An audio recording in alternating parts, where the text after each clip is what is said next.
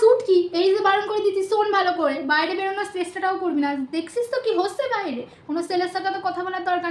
ও মা, আমি তাহলে কোনো ছেলের সাথে কথা বলবো না। বৌমা তুমি কোথায় যাচ্ছ? মা, আমি মিছিলে গেলাম।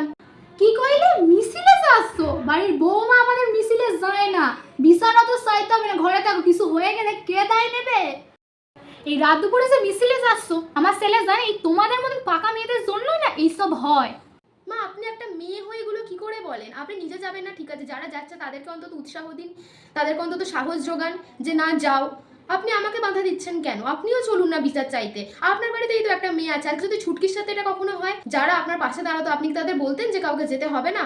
আমি আজকে তো ওদের পাশেই দাঁড়াতে যাচ্ছি, আমি মিছিলে যাচ্ছি, এটা যাওয়াটা উচিত। মা চলো চলো চলো, বৌদি একদম ঠিক কথা বলেছে, উই ওয়ান্ট জাস্টিস। বৌমা এই প্রথম তোমার কথায় আমার চোখ খুলিয়ে গেছে, তুমি কত ভালো। আজকে আমিও মিছিলে যাবো। মাসুদ কি চ ছেলেকে ডাক দাও বৌমা।